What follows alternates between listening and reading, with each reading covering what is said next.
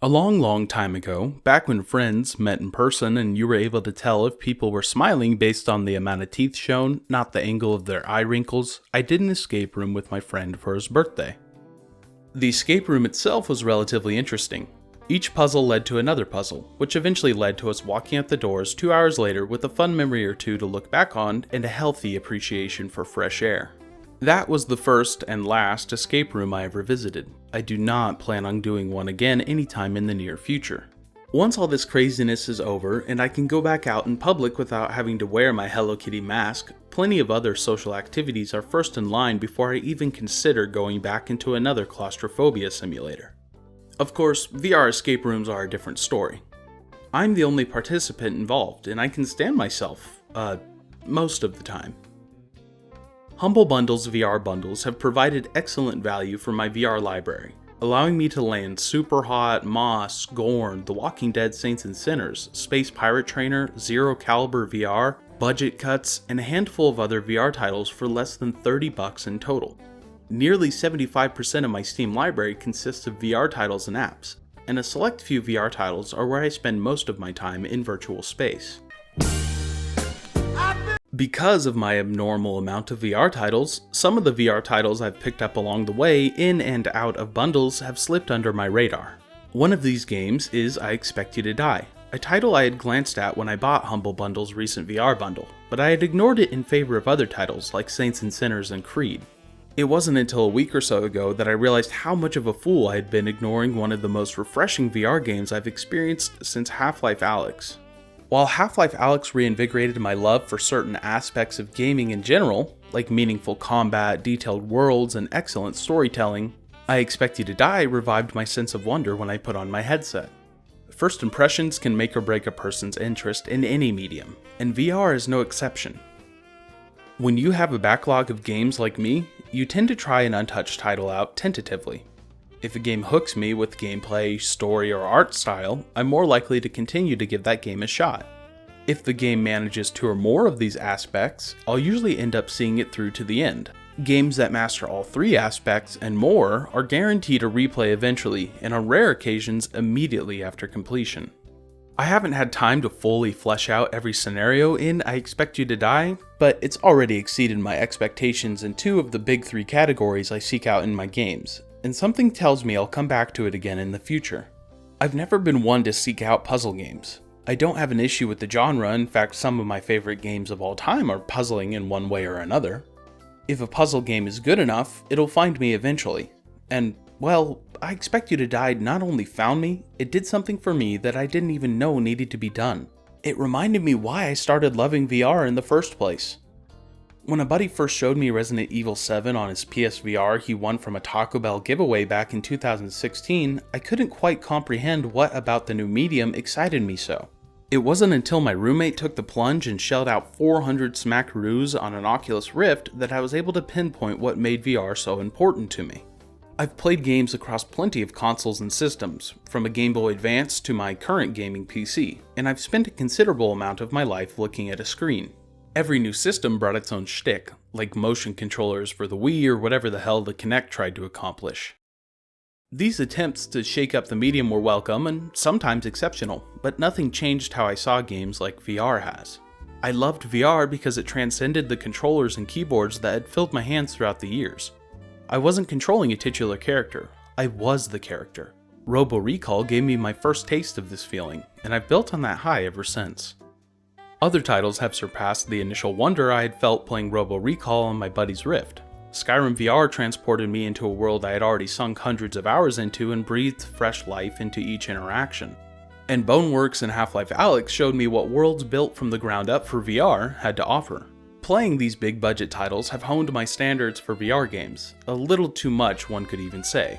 But I Expect You to Die did me the favor of taking me back to how I felt back in 2017, pulling the sweat-soaked Oculus Rift off my head, counting every second until it was my turn to kick robot butt again. The opening credits did not squander the all-too-important first impression allotted to each game in my library, and the games built off that first impression into a crescendo of satisfaction. I promise you, agent, can't escape me forever. I Expect You to Die is a collection of virtual escape rooms littered with puzzles. That pitch alone wouldn't be enough to sell the game to me, and I'm sure others, but the complete package does not disappoint. The art style is charming enough to differentiate itself from other games, and the narrator's musings and Bondish British accent set me at ease as I die again, and again, and again. Yeah, you die a lot in this game. For a puzzle game, you'd think the core gameplay loop would parallel games like the Talos Principle or The Witness, allowing you plenty of time to ponder each puzzle as you move through each level. Instead, what you get is a game that rewards quick thinking and learning from your mistakes. Dare I even say, I'd argue that it's the Dark Souls of puzzle games. I'm not referring to the game's difficulty with that overused comparison, so maybe tap that backspace button a few times and hear me out. I Expect You to Die reminds me of Dark Souls because each death brings with it a lesson, a new appreciation for the situation at hand. When I die to a grenade because I didn't notice a missing pin, my next go around should see me utilizing the glue gun that I thought was useless. Death by a crossbow-wielding stuffed bear is a learning experience, let me tell you. And thanks to the quick dive right back into the level after each death, little pause is needed.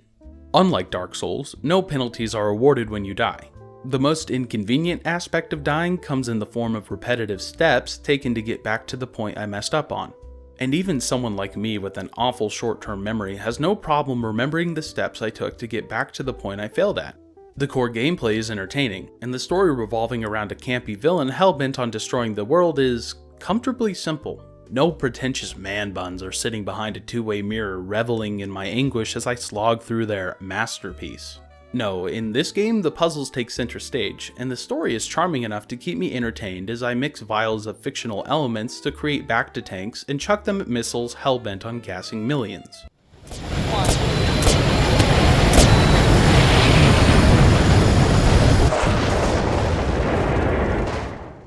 Most early VR games saw little movement from the player, opting instead to bring the action to you.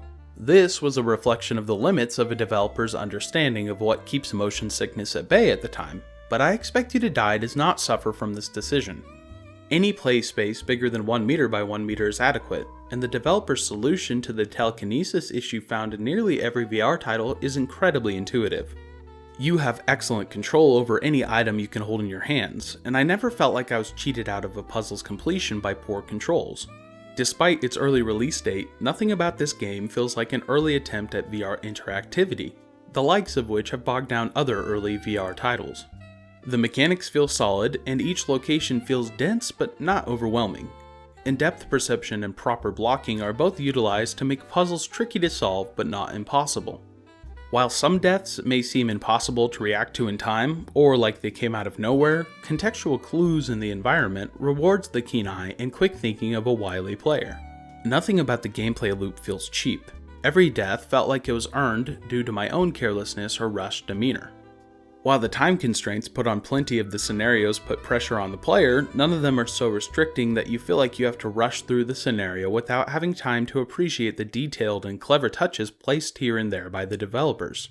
The hidden achievements at the end of each level give a reason to go back and explore each environment fully, and with this much detail to look at, I wager you'll notice something new each time you put the headset on for another spin.